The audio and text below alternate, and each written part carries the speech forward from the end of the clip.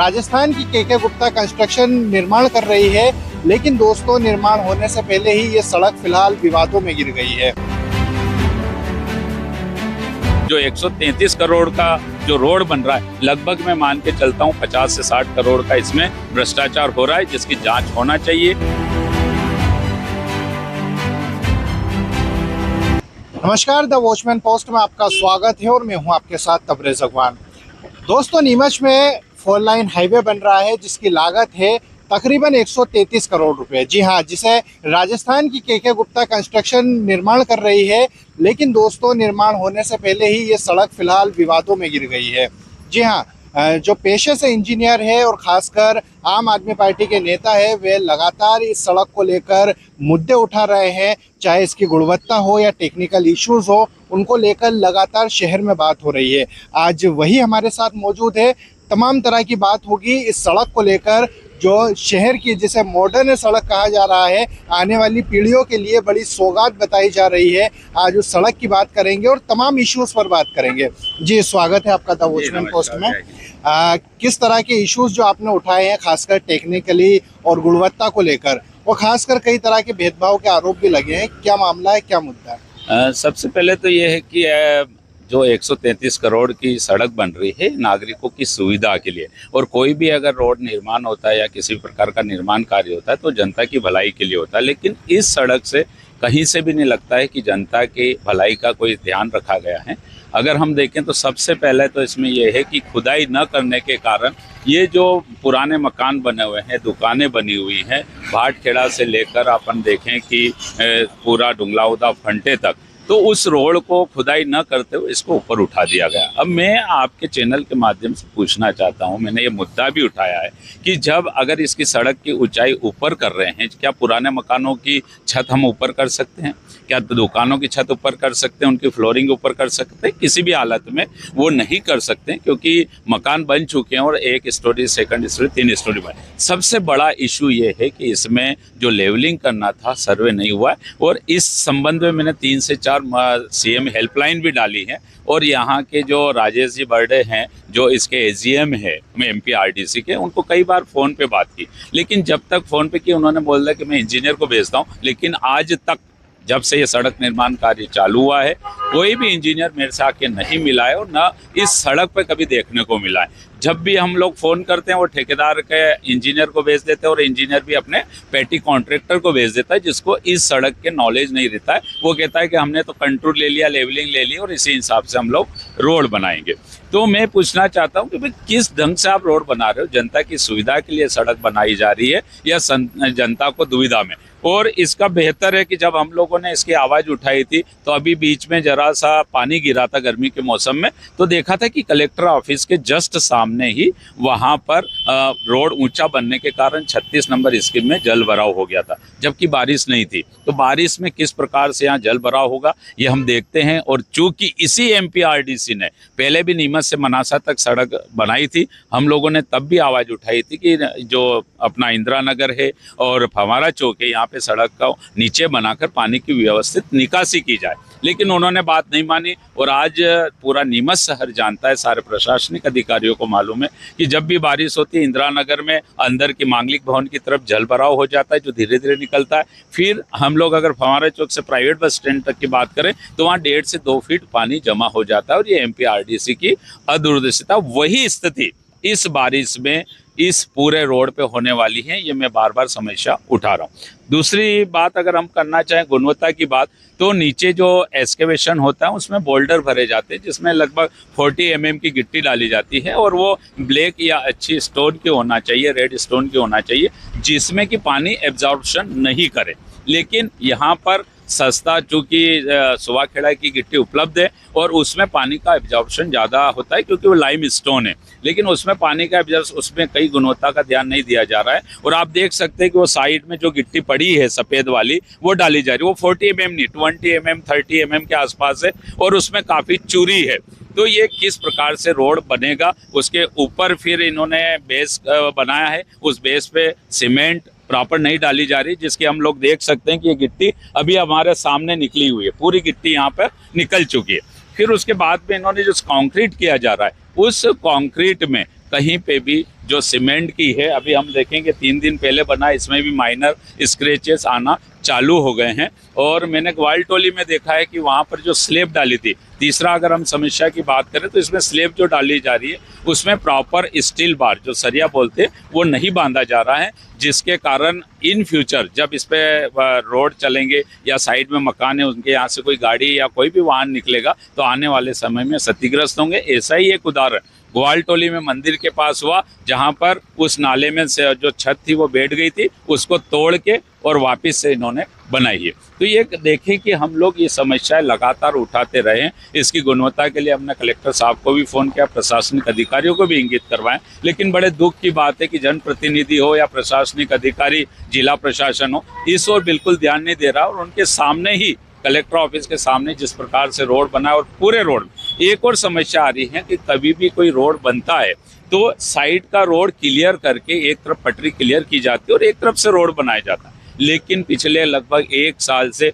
जगह जगह जहाँ ठेकेदार की मर्जी होती है वो रोड खोद देता है और उसको महीनों तक पटके रखता है। लोग परेशान हो रहे हैं। अभी आप देखिए कि साइड में ठेकेदार को इसमें पैसा मिलता है कि उसकी लेवलिंग करके लोगों की व्यवस्थित मार्ग बनाए जाए, जैसे पुलिया में बनाते हैं कि साइड में एक सर्विस रोड बनाया जाता है, लेकिन इसमें कहीं पे भी सर्विस रोड नहीं बनाया जा रहा है और ठेकेदार अपनी मर्जी से चल रहा है। अभी जस्ट एक गाड़ी इसी पे जो पत्थर पड़े उससे होके दुर्घटनाग्रस्त हुई।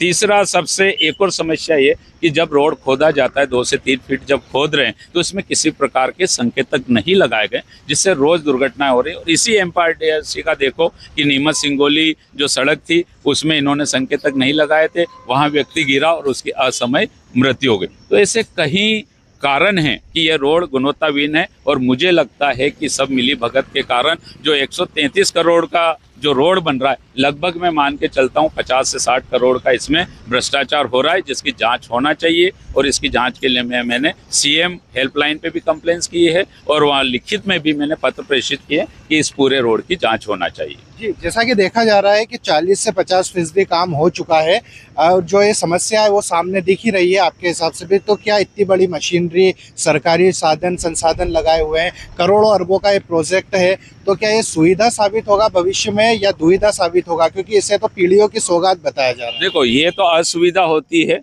असुविधा तो यही है कि मैंने बताया है कि इस रोड की जो सतह का जो निर्माण किया जा रहा है, जो ऊंचाई पे किया जा रहा है, उसके कारण सारे नागरिक, चाहे दुकानदार हो या उनके घर वाले हों, ये सब में तकलीफ आएगी और इसमें पानी का जल भराव होगा, जो एक बड़ी विकट समस्या हमारे सामने आने वाली है। और जिस प्रकार से देखें कि अगर हम ज़्यादा इसके डेप्थ में जाना चाहें तो कायदे से ये डामरीकृत रोड होना चाहिए, क्योंकि इस सीसी रोड पे सिर्फ उद्योगपतियों को फ़ायदा पहुंचाने के लिए पूरे हिंदुस्तान में सीसी रोड बनाए जा रहे हैं। सीसी रोड में यही है कि जब इसमें, चूंकि मैं ऑटोमोबाइल इंजीनियर भी हूं, उसमें सस्पेंशन खराब होता है, इसमें जो ऊर्जा है वो वातावरण के अनुकूल नहीं है, ऊष्मा ज़्यादा, कार्बन डाइऑक्साइड ज़्यादा उत्पन्न होती है, दूसरा टायर ज़्यादा वियरिंग होता है। और जब आप इस पर गाड़ी चलाते हैं तो आपका बिल्कुल स्टीयरिंग वाइब्रेशन करती है, जिसके कारण मानव जीवन को भी काफ़ी शारीरिक क्षति पहुँचती है अप्रत्यक्ष रूप से।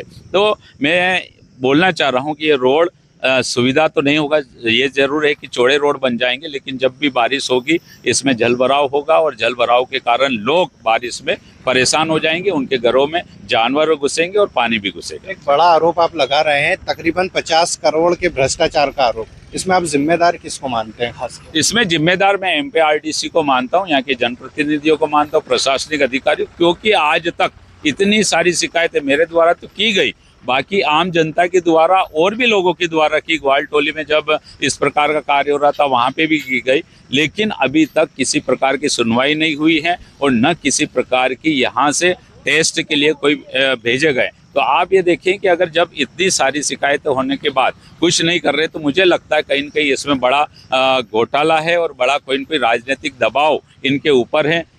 इस कारण से इसकी गुणवत्ता के ऊपर ध्यान नहीं दिया जा रहा है। अभी हमने रोड खने ये 3 दिन पहले बनाए, इसमें कोई क्यूरिंग नहीं की जा रही है, कोई तराई, क्यूरिंग मीन्स तराई, तराई का भी इस पे पानी नहीं डाला जा रहा है। तो आप देख सकते हैं कि जो पैसा है। दूसरी अगर हम बात करना चाहें तो पर्यावरण में 100 या 200 पौधे काटने की बात की थी, वो भी मैंने मुद्दा उठाया था, जबकि हजारों पेड़ इसमें बिना कारण के काट दिए गए। मैं पूछना चाहता हूँ, ये सामने पेड़ पौधे थे, लेकिन वहां पे भी जब वो रोड में आ ही नहीं रहते तो आपने पेड़ पौधे क्यों काटे? तो ऐसे हजारों पेड़ काटे। अभी तो इनको 10 गुना अगर इनके टेंडर में तो एक कभी भी होता है कि एक सड़क बनती है, एक पेड़ के 4 से 10 गुना पेड़ पौधे लगाने पड़ते हैं, उसमें भी भ्रष्टाचार है। इन्होंने 393 या दो कुछ पौधे बताए हैं, उसमें काफी बड़ा भ्रष्टाचार इस सड़क में होने वाला है। और ये बिल्कुल वाजिब है कि जो सीमेंट का रेशो होना चाहिए वो नहीं है। और उसका जीता जागता उदाहरण मेरे सामने कि वहाँ पे गिट्टी निकल रही है और सीमेंट सबसे ज़्यादा सीसी रोड में बनती है और लगती है, और उसी में सिर्फ सीसी रोड में सीमेंट को मान लें और बोल्डर को मान के चलें सफ़ेद को, तो उसमें बहुत बड़ा भ्रष्टाचार और 2-3 चीज़ें लगती इसमें सारा। एक और चीज़ है कि मैं भ्रष्टाचार की इसलिए बात कर रहा हूँ कि जब ये सड़क बनती तो साइड में जो बनते हैं वो बोल्डर भरे जाते हैं, लेकिन उसमें बोल्डर नहीं भर के आप सामने देख सकते हैं कि इसी जो इस सड़क से खोदा गया है वही मटेरियल वहाँ पे साइड में डाला गया, जबकि ठेकेदार को, चूंकि इंजीनियर होने के नाते बता, जो इस मिट्टी को खोदने का पैसा मिलता है और उसको लिफ्टिंग करके दूर जहाँ पे भी ले जाते हैं, वो जितना किलोमीटर उसमें ये आने वाले टाइम में हम लोग इसमें RTI भी लगाएंगे, निकालेंगे कि कितनी मिट्टी इन्होंने लिफ्ट की, क्योंकि एक भी ट्राली मिट्टी लिफ्ट नहीं हो रही है। और ये जो खुदाई की मिट्टी निकल रही है साइड में भर रहे हैं, जबकि ये गलत है और इनको मुरम जो है वो भरना चाहिए। और लेकिन इसमें ऐसा कुछ भी नहीं हो रहा। इसलिए कह रहा हूँ इन सब चीज़ों को देखते हुए आप समझ सकते हैं कि लगभग 40 से 50% इसमें सीधा सीधा भ्रष्टाचार हो रहा है। जी, अभी बीते दिन ही आपने देखा होगा कि कनौटी के अंदर बवाल मचा, सेंटर को लेकर, सड़क के सेंटर को लेकर भेदभाव के आरोप लगा रहे हैं उद्योगपतियों को,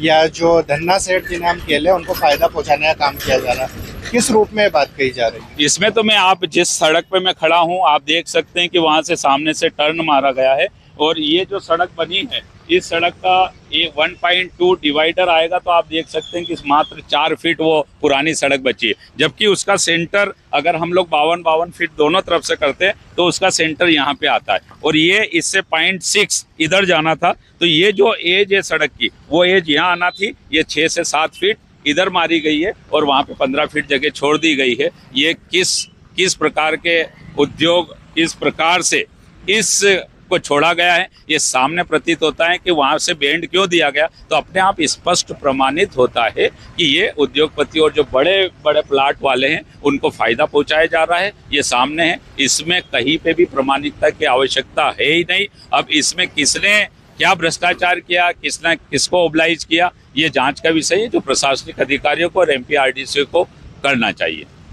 तो ये थे हमारे साथ पेशे से इंजीनियर और आम आदमी पार्टी के प्रादेशिक नेता नवीन अग्रवाल, जिन्होंने इस रोड संबंधी तमाम मुद्दों पर बात की, चाहे वे टेक्निकल इशू हो, चाहे भ्रष्टाचार का मुद्दा हो। यहाँ पर एक बड़ी बात निकलकर सामने आ रही है, वो एक बड़ा आरोप लगा रहे हैं कि इस रोड को बनने में तकरीबन 50 करोड़ से ज़्यादा का भ्रष्टाचार हुआ है, जिसका जिम्मेदार वे यहाँ के स्थानीय जनप्रतिनिधियों, प्रशासनिक अधिकारी को बना रहे हैं। ऐसी ही तमाम तरह की अपडेट्स के लिए और ख़ास इंटरव्यूज़ के लिए आप देखते रहिए द वॉचमैन पोस्ट।